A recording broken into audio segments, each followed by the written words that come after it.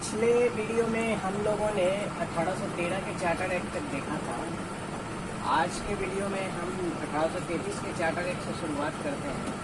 1833 के charter act में सबसे बड़ी बात ये थी कि बंगाल के गवर्नर जनरल को भारत का गवर्नर जनरल बना दिया, जिसमें पहले उस समय जो पहले भारत के जो गवर्नर जनरल बने वो विलियम बेंटिक थे।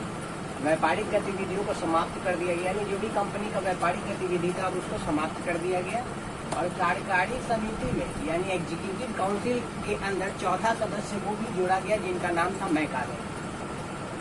ये मैकाले जो थे वो प्राथमिक शिक्षा के अंक को अंग्रेजी माध्यम में शुरू करने के लिए भी काफी ज्यादा योगदान दिए। सरकारी नौकरी में भेदभाव हटाने के लिए इन्होंने एक समिति का गठन किया और सरकारी नौकरियों में भेदभाव को हटाया, यानी भारतीयों को भी सरकारी नौकरी में अब ये मौका दिया जाने लगा। मैकाले की यही दो योगदान थे, सती प्रथा, दास प्रथा, बाल हत्या, कन्या हत्या, इन सभी के लिए इस 1833 के चार्टर एक्ट में नया कानून लाया गया। मैकाले के बारे में अगर देखा जाए तो मैकाले जो थे वो अंग्रेजी शिक्षा का जनक इनको कहा जाता है। शिक्षा के विकास के लिए ग्रेन थ्योरी भी इन्होंने ही दिया था। तो ये हमारा 1833 का चार्टर एक्ट में ये सब बातें थी, ये सब कार्य थी यहाँ के। फिर हम लोग देखते हैं 1853 का चार्टर एक्ट। 1853 का जो चार्टर एक्ट था इसमें गवर्नर जनरल की कार्यकारी समिति में विधायी कार्य और प्रशासनिक कार्य को अलग कर दिया गया। विधायी कार्य और प्रशासनिक कार्य को अलग कर दिया गया। PWD की स्थापना की गई। सिविल सर्विस में भारतीयों के भर्ती के लिए व्यवस्था की गई, यानी अब तक जो भी सिविल सर्विस में कोई भारतीयों के लिए कोई व्यवस्था नहीं थी, लेकिन अब 1853 के चार्टर एक्ट के बाद सिविल सर्विस में भारतीयों की भर्ती के लिए भी व्यवस्था की गई। और ये मैकाले समिति के गठन के कारण हुआ। मैकाले ने एक समिति का गठन किया, उस समिति के गठन के कारण ही सिविल सर्विस में भारतीय की भर्ती की व्यवस्था की गई। 1858 का जो चार्टर एक्ट था वो मतलब कह सकते हैं कि 1857 के क्रांति के बाद का एक रानी की घोषणा के तौर पे लाया गया था। यानी ब्रिटेन की रानी ने 1857 के जो आक्रामक सैनिक विद्रोह हुआ था, उस सैनिक विद्रोह के बाद 1858 में एक चार्टर एक्ट आया, वो एक रानी की घोषणा के रूप में आया, जो कि 1 नवंबर को आया था। इसे रानी की घोषणा के नाम से भी जाना जाता है। कंपनी का शासन समाप्त किया गया, यानी इस एक्ट के तहत 1858 का चार्टर एक्ट के तहत कंपनी के शासन को समाप्त कर दिया गया और सीधे ब्रिटिश क्राउन के अधीन शासन को कर दिया गया। यानी अब जो भारत का शासन था वो अब ब्रिटिश क्राउन के अधीन हो गया, यानी रानी विक्टोरिया के अधीन हो गया और अब भारत को ब्रिटिश भारत के नाम से जाना जाने लगा। फिर गवर्नर जनरल के पद की समाप्ति कर दी गई और वायसराय पद का सृजन किया गया, यानी अब तक जो गवर्नर जनरल का पद चलता था उस गवर्नर जनरल पद की समाप्ति करके वायसराय की पद को लाया गया। भारत सचिव एक नए पद का सृजन किया गया। इस भारत सचिव पद में सबसे पहले जो भारत सचिव आए थे उनका नाम था चार्ल्स मूर। इन्होंने क्या किया था, शिक्षा के विकास के लिए वुड डिस्पैच दिया था। इन्होंने शिक्षा के विकास के लिए वुड डिस्पैच दिया था, जिसको शिक्षा के मैग्ना कार्टा के नाम से भी जाना जाता है। शिक्षा के मैग्ना कार्टा के नाम से भी जाना जाता है। पहले वायसराय केनिंग और अंतिम गवर्नर जनरल भी यही थे, यानी मतलब पहले वायसराय के रूप में केनिंग थे और अंतिम गवर्नर जनरल भी यही केनिंग ही थे।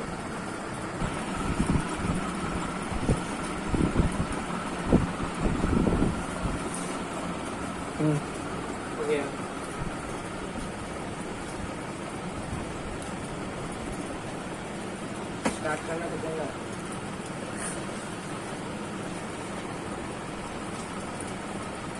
इसके बाद हम लोग 1861 का भारत शासन एक्ट देखते हैं। इस 1861 के भारत शासन एक्ट में सबसे पहली बात ये देखी गई कि वायसराय को अध्यादेश जारी करने की शक्ति नहीं है। वो मात्र 6 महीना के लिए कोई भी ऑर्डिनेंस को जारी कर सकता था। फिर उसके बाद कानून निर्माण प्रक्रिया में भारतीय की उपस्थिति जाहिर की गई। भारतीय भी अब कानून निर्माण प्रक्रिया में अपना भागीदारी देने लगे। फिर 1861 के भारत शासन एक्ट के तहत कलकत्ता, मद्रास, बम्बई में हाईकोर्ट की भी स्थापना की गई। ये 1861 के भारत शासन एक्ट के तहत किया गया। 1892 के भारत परिषद एक्ट में देखा गया कि 1892 के भारत परिषद एक्ट में प्रांतीय तथा केंद्रीय दो तरह का विधान परिषद का गठन किया गया। अप्रत्यक्ष निर्वाचन की शुरुआत की गई। भारतीय प्रतिनिधित्व को प्रश्न पूछने का अधिकार, मत देने का अधिकार लेकिन नहीं, यानी अप्रत्यक्ष निर्वाचन की शुरुआत करने का मतलब हुआ कि जो भी बड़े बड़े जमींदार होते थे, बड़े वकील या कोई भी भारतीय ऐसे, जो उन लोगों को भी निर्वाचन में भागीदारी यानी उम्मीदवारी का अधिकार मिल गया। तो इस प्रकार अप्रत्यक्ष निर्वाचन का भी अधिकार दिया गया। और लेकिन निर्वाचन के बाद अगर निर्वाचित हो जाते हैं तो निर्वाचित हो जाने के बाद उनको सिर्फ और सिर्फ प्रश्न पूछने का अधिकार था, उनको कोई भी मत देने का अधिकार नहीं था। 1892 के भारत परिषद एक्ट के बाद फिर 1909 का मार्ले मिंटो एक्ट आता है। उस समय जॉन मार्ले भारत सचिव थे और लॉर्ड मिंटो वायसराय थे। इसी एक्ट के तहत सत्येंद्र प्रसाद जो थे वायसराय की कार्यपालिका के प्रथम भारतीय सदस्य बने थे। यानी 1909 के मार्ले मिंटो एक्ट के तहत जो एक्ट आया था उसके तहत देखा गया सत्येंद्र प्रसाद जो थे वायसराय के कार्यपालिका के पहले भारतीय सदस्य बने थे। और इसी में सबसे बड़ी भूल ये की गई कि इसमें पृथक मुस्लिम निर्वाचन की व्यवस्था की गई। यानी सांप्रदायिकता को बढ़ावा देने की शुरुआत 1909 के मार्ले मिंटो एक्ट से ही शुरू होती है। यहीं से मतलब हिंदू और मुस्लिम के बीच में सांप्रदायिकता की नींव डाली गई, सांप्रदायिकता के बीज बोई गई, जिसमें कि पृथक मुस्लिम निर्वाचन की व्यवस्था की गई। उसके बाद देखा जाता है तो 1919 के मार्टेंगू चैम्फोर्ड सुधार का बात आती है। 1919 के मार्टेंगू चैम्फोर्ड सुधार में क्या किया गया कि इसका घोषणा 20 अगस्त 1917 में ही कर दिया गया था। पहले से पहले जितने भी एक्ट थे उन सभी में जो भी त्रुटियां थी उन सभी को सुधार करने के लिए इस एक्ट की व्यवस्था की गई थी। प्रांतीय विषय को दो भाग में बांट दिया गया था। पहला विषय था जो था रिजर्व था, जिसके अंतर्गत कारखाना, बिजली, गैस, श्रमिक कल्याण, औद्योगिक विवाद, वित्त, भूमिकर, अकाल सहायता, न्याय, पुलिस, पेंशन, आपराधिक जातियां, छापखाना, सिंचाई, जल मार्ग, खान, मोटर गाड़ी, पोर्ट यानी बंदरगाह, इन और पब्लिक सर्विस को रखा गया था। इसके अलावा जो भी विषय थे उन सभी को स्थानांतरित विषय में रखा गया था। उस स्थानांतरित विषय में चिकित्सा, पुस्तकालय, शिक्षा, सार्वजनिक, मनोरंजन, धार्मिक, उपहार, महिलाओं के लिए व्यवस्था, इन सभी को स्थानांतरित में, इसके अलावा भी बहुत सारे विषय थे, इन सभी को कहाँ रखा गया था? स्थानांतरित वाले विषय में रखा गया था।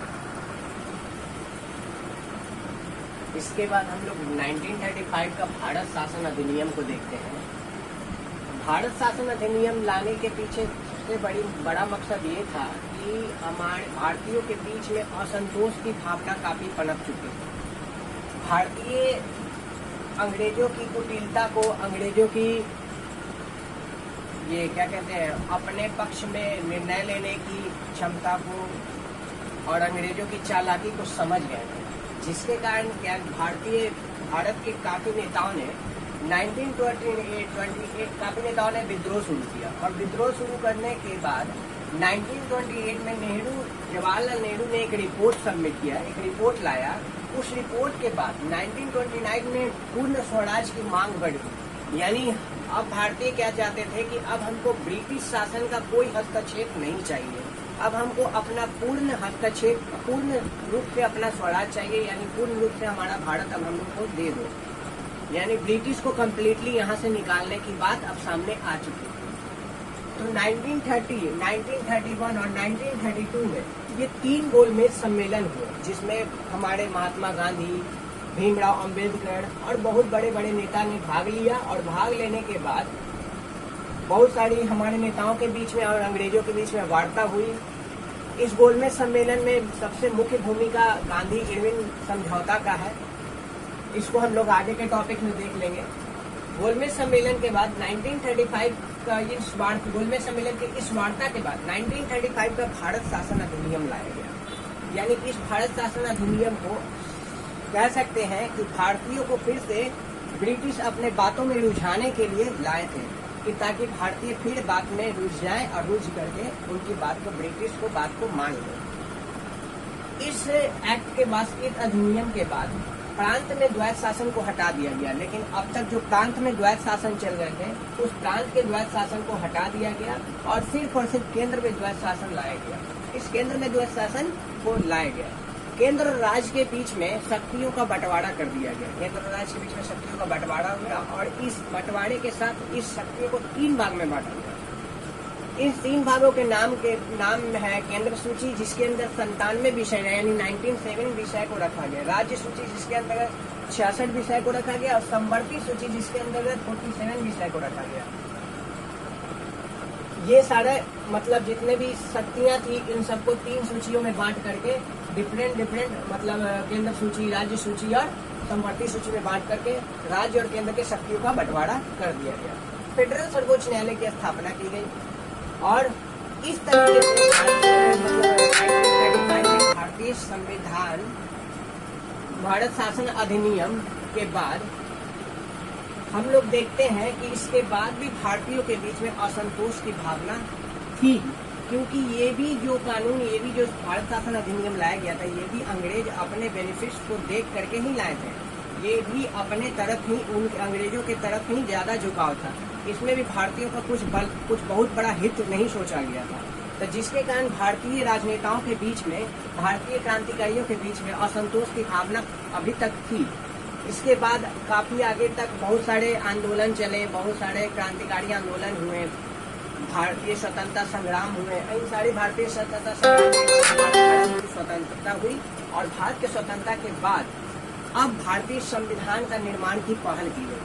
और इस भारत के संविधान के निर्माण की जो पहल हुई उसमें 75% भागीदारी, जो 1935 का जो भारत शासन अधिनियम जो लाया गया था उसी को रखा गया, यानी 75% भारत की भागीदारी जो था वो 1935 के एक्ट को ही रखा गया और बाकी 25% जो था वो था बहुत सारे विदेश में बनाए गए जितने भी संविधान थे, उन सभी संविधान से कुछ बात को उठा करके, कुछ टॉपिक्स को उठा करके वो 25% विदेशों से लिया गया हमारे भारतीय संविधान के एक्ट को, भारतीय संविधान के बहुत सारे विचारों को, और 75% भागीदारी जो 1935 पे एक्ट कर रखा गया।